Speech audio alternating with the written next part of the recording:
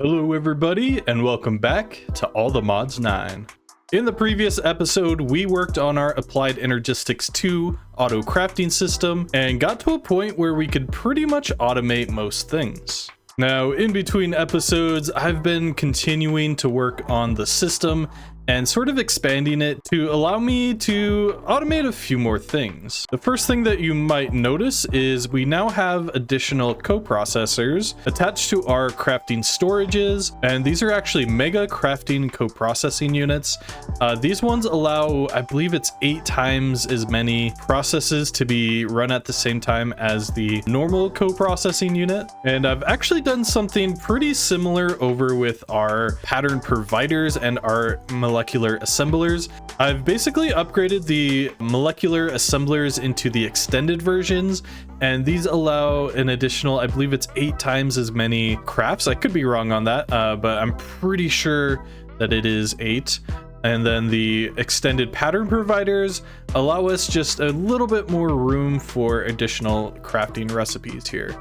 So you can see inside we do have a lot of things here, and I did go through and add all of the applied energistics, sort of the basic crafting components here. This is a pretty simple setup. It should allow us to at least automate a few things like these 1k ME storage components. I do have recipes all the way up to the I believe that's 16,384k ME storage components, which we haven't actually crafted one yet. But we are working our way towards that. And then we also have all of our different essences inside of this as well. And this just makes it a little bit easier for crafting things like Supremium, because it is sort of a looping recipe where we have to have the previous component and then upgrade it into the next one. And sort of the reason why I did that actually is because I went through and made an Elven Awakened Supremium crossbow of the Ranger. It's been a while since I've actually had any sort of ranged weapon. I don't think I've actually used any ranged weapons in this playthrough yet. So yeah, we finally have a crossbow, and this thing fires so fast. I can basically just continually right click and it just keeps shooting. And the reason I still have 64 in my inventory is I'm using the export card inside of my terminal. Now, I've used this for a few episodes, but I never actually talked about it. This basically allows you to keep a certain number of items inside of your inventory. For example, what I was using it for before was for the Aldemodium carrots, so I never ran out of those. Now I'm using it for arrows, and unfortunately I couldn't get the warp stone to work, so I'm actually just going to go ahead and remove that. Yeah, I'm not sure why. I think that things with more NBT data in them, it doesn't really work with the export card, unfortunately. And moving on, and still talking about the auto crafting system, I went through and added these extended inscribers. We actually have 4 of these now. Now, what the extended inscribers do is allow you to have basically 4 different jobs running at any given time. Now, originally I did have 4 of the original presses in here. However, I discovered that the universal presses are in this mod pack, and we can actually use them to craft any of the different components. So we don't need a specific inscriber for specific circuits.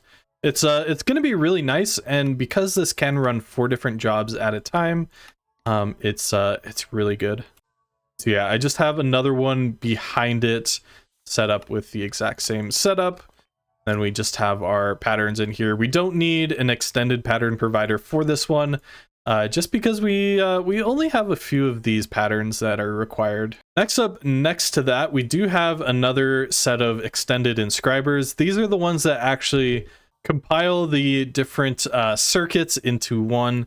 Yeah, we just have 2 of these running. For some reason though, whenever I try to run it with these patterns, it will only select one at a time. Now, not exactly sure why it's like that. I tried it with this on top, so we just have additional ones, but it doesn't quite work, but it's all right. And on the other side, we do have our ore doubling process. I think it's tripling. I can't quite remember. But yeah, we just set this up sort of vertically so that we could save a little bit of room although we did need to use a few more electrolytic separators. And then we just have these gas pipes on the side pumping the oxygen into here. Eventually, this little system here can be upgraded to provide us with a few more ores, but I'm not quite at that stage yet. And one more thing in this room is actually our Skysteel ingot automator. Basically what this does is drops a skystone, charged Certus quartz crystal, and an iron ingot inside of a pool of lava. Then beneath that, we actually have a modular router disguised as one of our stripedy iron pillars. And this just has a vacuum module inside, set up with a whitelist so it can only pick up Skysteel ingots. It'll toss those items in, and then once they actually convert, it'll pick it up and put it back in the system. And I believe the last thing that I did in between episodes was to actually overhaul this little system here. Previously, I did have some molecular assemblers in here. However, I felt like that was going to be a little bit overkill for what we're trying to accomplish here. So instead, I now have these crafters, and these are from RF Tools, and what these allow you to do is set up a recipe inside, and we can actually have 2 by default. So it'll import items from our system. You can see the export bus on top, and then we just have redstone and glowstone being imported into this one, for example. And this will just automatically craft glowstone and redstone dust. And we do have a few more here, like this one is diamond and coal. We also have obsidian, uraninite, zinc, copper. We have white wool, which is automated with sheep essence. And we have enderium and platinum in here. And we do need enderium for a few things. I'll actually talk about that in a second here. Then what I was also doing, which I don't think we need anymore, pulling out all of our leather scrap from the system and converting that into leather. And the last one over here is ender pearls, and we're just converting the ender pearl fragments into the pearls. And honestly, I'm probably gonna be voiding the rest of these. I do actually have an enderman farm, which I don't think that I've talked about. Sometimes I do random things in between episodes that I don't even really remember to mention. So back inside of the farming dimension, you can see that I've been working on expanding sort of our different essences here. But the thing that I'm here for is actually our reactor. I decided to move it over here just because I feel like it's going to be a lot easier to expand it in the future. And in fact, I already have sort of expanded it. You can see we have a ton of these control rods now. And yeah, overall, the sort of surface area of it is a bit larger. What I want to do in the future is actually just keep moving it upwards and keep expanding it, but I believe currently this thing can produce about 100,000 RF per tick, but our system right now is pretty efficient, so we're only using about 2.5. I think if I start flying, it'll use like a tiny bit more. And yeah, this system overall is going to be pretty useful for expanding things in the future, but for now, it's more than enough for what we need. And I believe the last thing that I did in between episodes was actually completely upgrade our Apotheosis enchanting system up to the final tier. This system, how it is right now, is going to give us the best odds at enchanting, although really we don't need it. I used it a little bit for the crossbow, but with the amount of enchantments we already had in the system, and since we can just combine enchantments, we were pretty much able to get a lot of these enchantments by themselves. But yeah, this was a little bit of a process. We can go ahead and take a look at the quest line for this. You can see I went through and did pretty much all of them. There is a few steps that I kind of skipped because we didn't really need to go through it. But yeah, this quest here is the best enchanting setup. You can see that we're going to need 5 echoing skulk shelves, 5 soul touch shulk shells. I'm sorry, a lot of these words are really hard to pronounce. We need a draconic shelf, and then 3 shelves of end-fused rectification, which will give us 100% rectification. So if we go ahead and throw a random diamond sword inside, you can see that we can enchant up to level 100 now. And we've sort of talked about this in the past, but not really. We have Eterna, Quanta, and Arcana. Eterna basically allows you to enchant at a higher level. Quanta increases the sort of the randomness of the enchantments, and Arcana increases our chance of getting rare enchantments. We also have additional clues, so we can actually see exactly which enchantments we're going to get, which is really, really nice. Now, I was originally debating doing this on camera, but as I sort of got started with it, I realized it's pretty grindy, and you're doing a lot of the exact same thing over and over again, so I felt like it really wasn't worth it. So now with all of that out of the way, let's talk about what I want to do in today's episode. I want to get started on a mod that I really haven't touched at all. I think I talked about this in episode 1, but I want to get started with the Botania mod. Botania is a magic mod, but it's also sort of a tech mod. It's themed around nature and like magic and like elf. It's an extremely interesting mod, and I definitely want to check it out. But I feel like it's going to be a little bit out of place on the space station. So what I did is actually go out and find a sky island. Specifically, I believe this one is a spring one. This is going to be sort of where we do our next major project. I kind of want to convert this area into its own city, themed a little bit around magic and technology. And what I want to do is actually implement the create mod here as well. Specifically, I kind of want to get into trains again. And yeah, we do actually have 2 islands up here, but one is sort of occupied by a structure that we actually have not explored at all, I realize, but we can do that later on.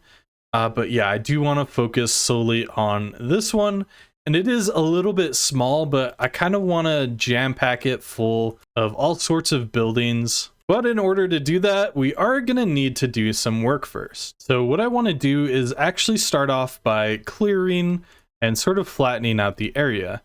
So I'm going to use the builder from RF Tools, and we can place it down, we'll say right here. I think that'll be a good enough place for now. Let's get a flux point on top of it, and now we need to use our shape card. So what we need to do is shift right click that, and right click on our first corner. I think I want to start it off. We'll go right there. We can always adjust later on. And I just want to see as far out as we can. We'll say, yeah, we can do about right here. Right, that, and now we can just go and put it inside. Just like so. If it'll let me. Here we go. We already had a shape card inside. And so yeah, now we can just go ahead and press start, and that should start working.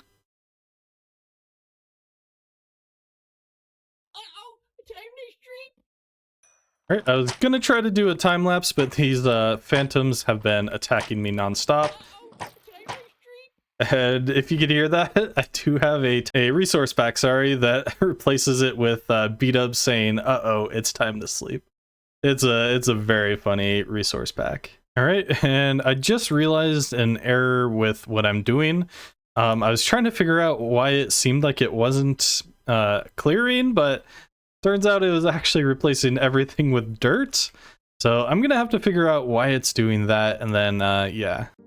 And I think I figured it out. I was using a regular quarry instead of a clearing quarry. So now that we have that figured out, we should just be able to put this back in, and hopefully it'll start clearing it out.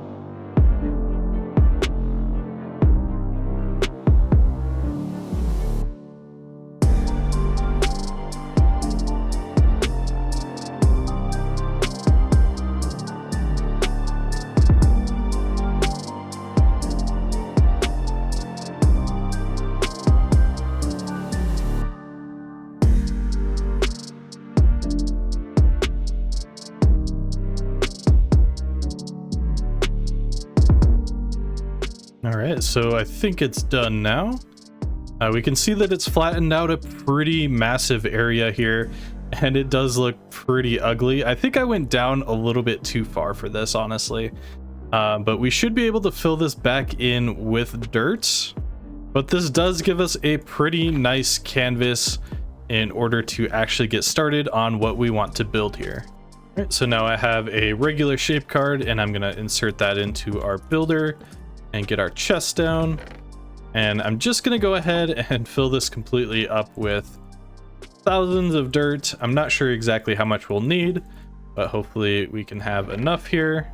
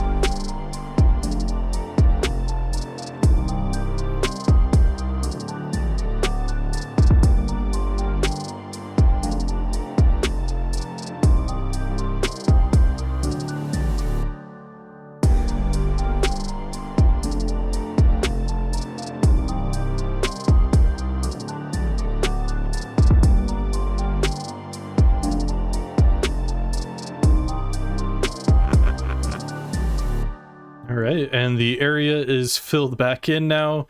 Actually, I don't think it got all the way, but that's all right.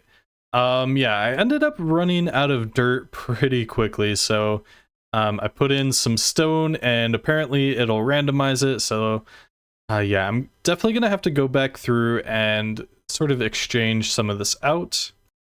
By the way, I don't think I've ever talked about the exchangers mod. So basically this acts similar to how the Ars Nouveau exchange works. It'll directly replace the blocks that you are targeting with one that you have selected.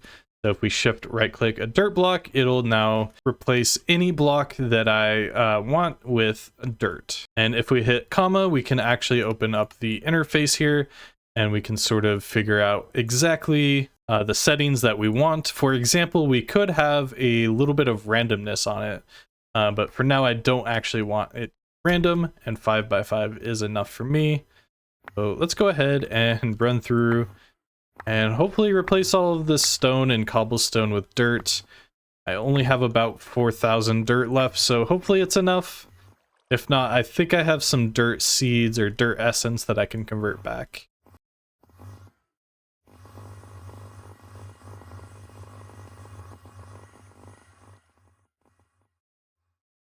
All right, so that is this entire area fully exchanged. I did end up actually going through and crafting a reinforced exchanger, which basically just uses power instead of durability.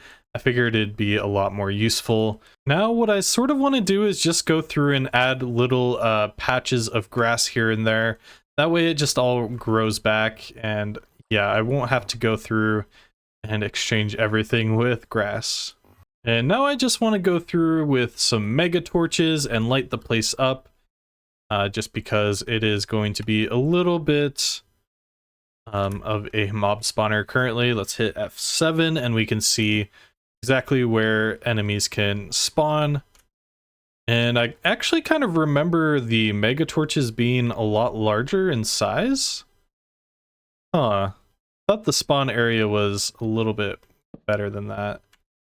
So I think these feral flare lanterns are just going to be a little bit better overall, because they sort of place these invisible torches around, and that'll actually light things up a little bit better. It's not much better though, but it's definitely better than the mega torches. All right, so the next thing that I want to do is figure out exactly how the people on this island travel from place to place. And like I mentioned earlier, what I want to do is actually get started on creating trains from the create mod. But in order to do that, I am going to need a little bit of a workshop here on the island. All right, so I think I'm liking this for the design for the workshop. So I think I'm going to continue to cook for a little bit, and then we'll come back when it's complete. All right, so I think I have the build as good as it can be for now. Do have to wait for sort of the copper to fully oxidize so we can actually see what it's going to look like in the end, but I think it's good enough for now. Let's see here. We have some cherry trees over on the side. The trees are mostly just there for decoration, but I do want sort of a path that runs through here. And yeah, this is going to be sort of a rail yard. It's going to be where sort of the locals will sort of build and repair trains. I'm even still kind of deciding on whether I want the backside to sort of act as a through channel. I still need to figure out if I want to do that or not. But yeah, I do want a rail to come in through here. Then it'll sweep out and yeah, go to all of the various different places that are going to be out here on the island. All right, so I was going to end the episode there, but this episode is already late. So I'm just going to continue to go on and I'm going to get started with actually crafting our tracks. So in order to actually craft our train tracks, what we're going to need is a few deployers, a press, and a way to get slabs and iron nuggets inside, and that will actually create our train tracks. And of course, the deployers are going to be pretty easy to make. And so is the press. And I'm actually going to go ahead and add a new pattern to our crafting just to make dried kelp a little bit easier to craft for us while we're sort of away from the base. Because we are going to need a few belts for this project. Alright, so in order to actually get this set up, I think what I want to do is just place down some shafts. And I think we're going to need just 3 spaces for this. So we can place our belt there and then get our deployers down there and the mechanical press in the 3rd slot there. That should be enough room for us to do everything that we need to do. Next up, I'm going to get our frame drawers down. Now I have actually designed these. This is archwood on the front and then chiseled myelite for the sides. I think that looks pretty good and it's going to be pretty on theme for this area. Then I'm going to place 2 on top here. Oops, not on that one, but on the deployer. Now we have these pusher upgrades, and I think if we right click, maybe not. Let's not put those in there. Let's try to get it.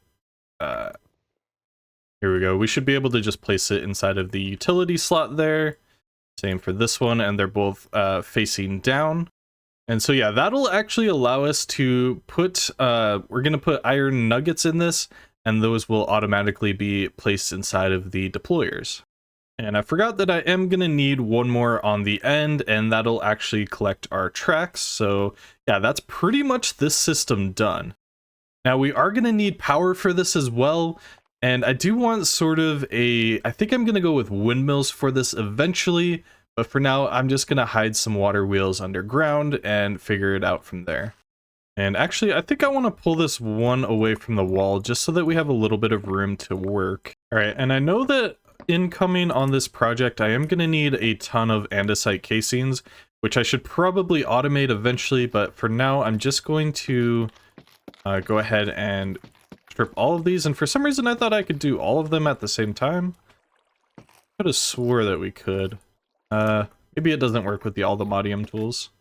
So automating this will probably be the best way to do it, especially when you accidentally destroy a huge hole in your wall. That's always fun. All right, so we have our power set up down below, and let's see if I can get a decent view of this.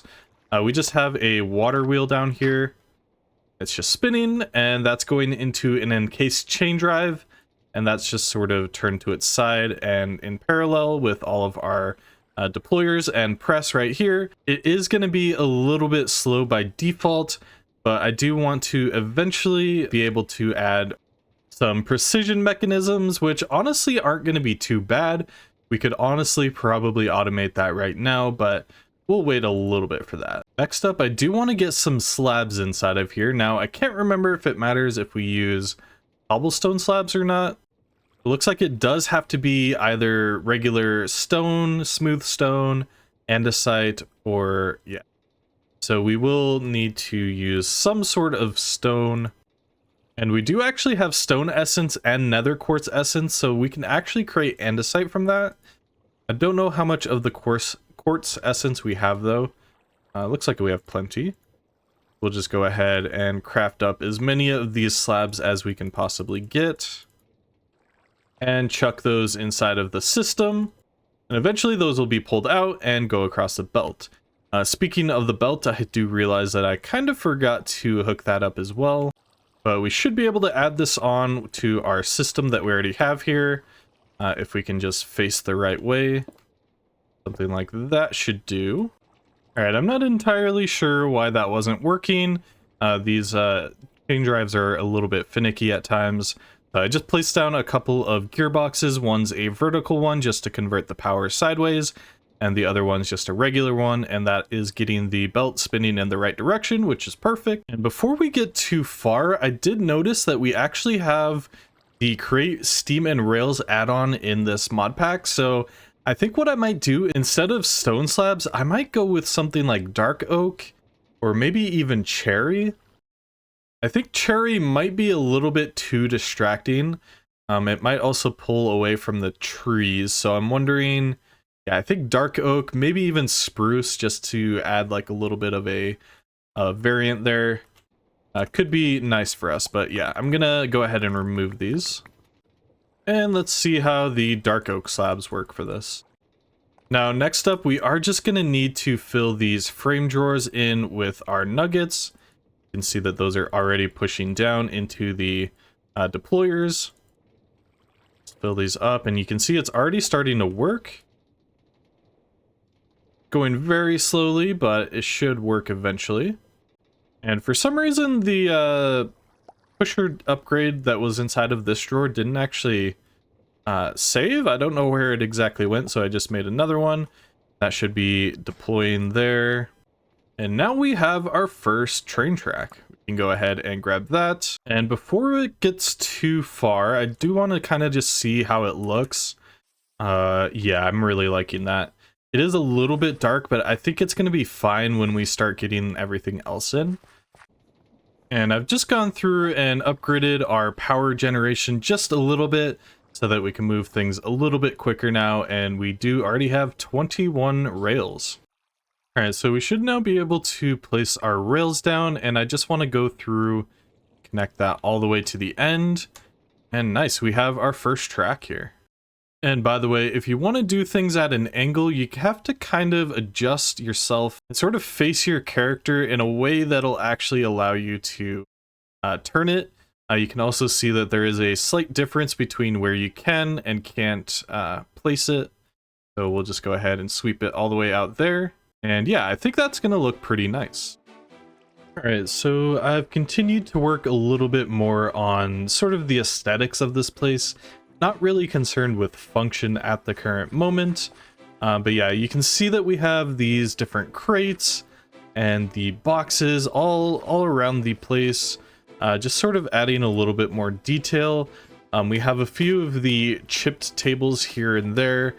I'm going to probably remove these eventually, especially the botanist one, because I feel like it doesn't really fit the theming of this area. We have a sort of an upstairs area. This is mostly for storing supplies and just sort of miscellaneous things. I figured it would just be a little bit more of a effective use of the space here. Yeah, overall, I think it's looking really, really nice, and it's probably getting close to a time where we can actually start making trains. But I do think that I'm going to save that for the next episode. So thank you all so much for watching. I'll catch you next time. Peace.